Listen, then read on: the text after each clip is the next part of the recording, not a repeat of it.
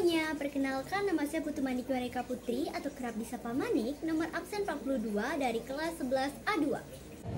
Halo semuanya, perkenalkan nama saya Nimadi Citra Maheswari Gesta dari kelas 11 A2, nomor absen 31.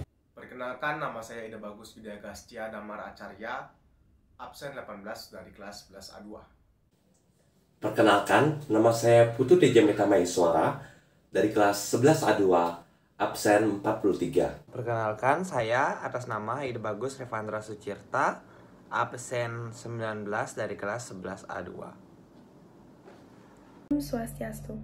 Perkenalkan, nama saya Putu Diana Anindwari, kelas 11 A2, absen 39. Materi yang akan dibahas yaitu tentang ide pendiri bangsa mengenai konstitusi.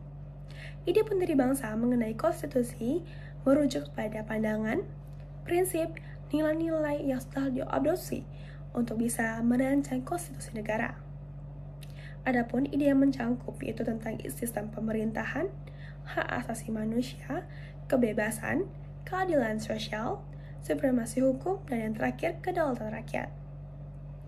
Adapun ide pendiri bangsa Indonesia seperti Soekarno, Muhammad Hatta, dan tokoh-tokoh nasionalisme lainnya berpandangan yang komprehensif bahwa Indonesia wajib dan harus dijalankan dan diatur. Maka dari itu, sistem pemerintahan Indonesia dibuat seperti demokratis, adil, dan berlandaskan hukum. Sekian dari saya, terima kasih. Om Santi, Santi, Santi, Om. Nah, pada kesempatan kali ini saya akan menjelaskan mengenai prinsip-prinsip konstitusi Indonesia. Jadi ide pendiri bangsa tentang konstitusi di Indonesia mencakup prinsip-prinsip seperti yang pertama ada demokrasi. Jadi pada demokrasi ini, para pendiri bangsa Indonesia percaya bahwa kekuasaan yang sebenarnya berada di tangan rakyat. Dan pemerintahan harus berdasarkan pemilihan umum yang bebas dan adil. Yang kedua, terdapat kedaulatan rakyat. Jadi dalam kedaulatan rakyat ini merupakan prinsip dasar dalam ideologi pendiri bangsa Indonesia. Jadi kekuasaan politik dan pengambilan keputusan harus dilakukan oleh wakil-wakil rakyat yang terpilih. Selanjutnya ada prinsip konstitusi Indonesia yang ketiga, yaitu hak asasi manusia. Para pendiri bangsa Indonesia mengakui hak asasi manusia sebagai prinsip penting dalam konstitusi. Hak-hak seperti kebebasan berpendapat, kebebasan beragama, hak-hak politik, dan perlindungan terhadap diskriminasi harus dijamin. Lalu adapun prinsip yang keempat, yaitu keadilan sosial. Dalam hal ini, para pendiri bangsa Indonesia berkomitmen untuk menciptakan keadilan sosial dalam konstitusi. Hal ini mencakup upaya untuk mengurangi kesenjangan sosial dan ekonomi, meningkatkan kesejahteraan masyarakat, serta memberikan akses yang adil terhadap sumber daya dan kesempatan. Artinya, para pendiri bangsa ingin menciptakan masyarakat yang lebih adil dan merata. Pada kesempatan kali ini, saya akan menjelaskan prinsip kelima dari sistem konstitusi Indonesia. Nah, prinsip kelima adalah supremasi hukum. Apa yang terbenak di pikiran kalian ketika mendengar kata supremasi?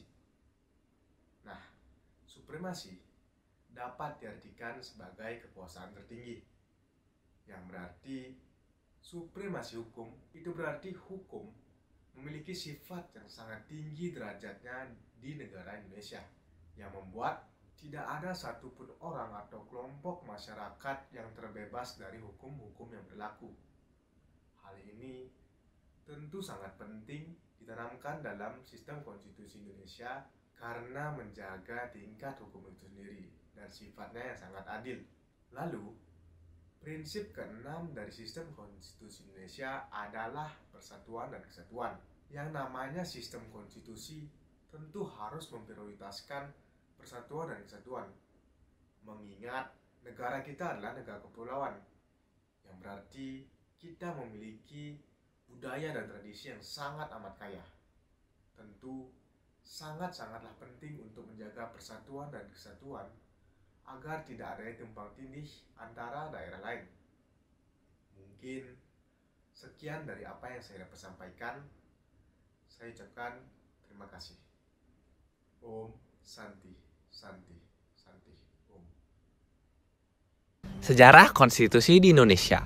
Konstitusi di Indonesia pertama kali dicanangkan oleh Badan Penyelidik Usaha-Usaha Persiapan Kemerdekaan Indonesia atau yang biasa kita kenal sebagai BPUPKI, tepatnya pada agenda sidang mereka yang kedua pada tanggal 10 sampai 16 Juli 1945. Nah, sidang ini nantinya akan melahirkan suatu konstitusi atau hukum dasar tertulis pertama di Indonesia yang kita sebut sebagai Undang-Undang Dasar.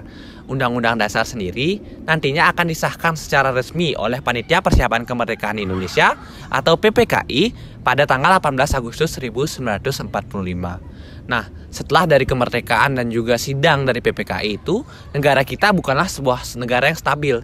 Negara kita mengalami banyak gejolak dari eksternal ataupun internal negara ini.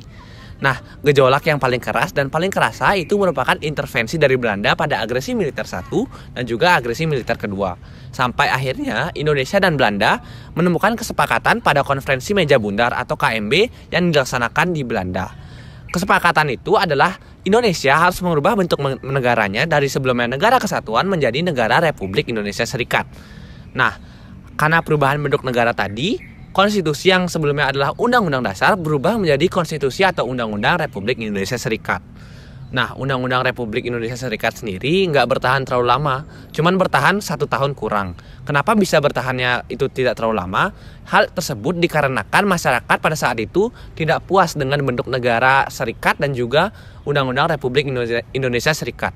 Masyarakat Indonesia saat itu mencita-citakan suatu bangsa yang berdasarkan pada persatuan keseluruhan wilayah Indonesia. Nah, hal tersebut membuat perubahan pada Undang-Undang Republik Indonesia Serikat menjadi Undang-Undang Sementara. Undang-Undang Sementara sendiri berjalan kurang lebih 9 tahun. Sampai pada akhirnya, Undang-Undang Sementara ini juga bisa dibilang gagal, tidak menemukan tujuan atau cita-cita yang seperti sebelumnya sudah disebutkan. Nah, Presiden pertama kita yaitu Insinyur Soekarno akhirnya mengeluarkan dekrit presiden pada tahun 1959 yang akan mengganti Undang-Undang Sementara menjadi Undang-Undang Dasar Negara Republik Indonesia 1945 kembali. Pada tahun 1959, Konstitusi Republik Indonesia Serikat atau disebut juga dengan RIS telah digantikan dengan Undang-Undang Dasar tahun 1945 yang telah beberapa kali dilakukan perubahan.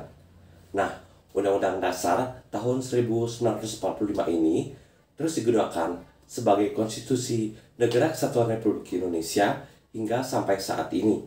Dan juga sejak dihitung dari pertama kali dibentuk Undang-Undang Dasar tahun 1945 telah dilakukan amandemen atau perubahan sebanyak 4 kali dengan tujuan untuk merubah pasal-pasal agar relevan sesuai perkembangan zaman dan juga relevan di tengah kehidupan masyarakat, serta merubah atau menghilangkan pasal-pasal yang dapat memicu perbedaan pandangan. Selanjutnya, ide pendiri bangsa mengenai konstitusi mencerminkan semangat nasionalisme, demokrasi, keadilan sosial, dan juga supremasi hukum. Konstitusi ini menjadi landasan hukum dan panduan dalam menjalankan pemerintahan, serta dapat melindungi hak-hak dan kepentingan masyarakat Indonesia. Nah, jadi sekian penjelasan mengenai materi ide pendiri bangsa mengenai konstitusi di Indonesia.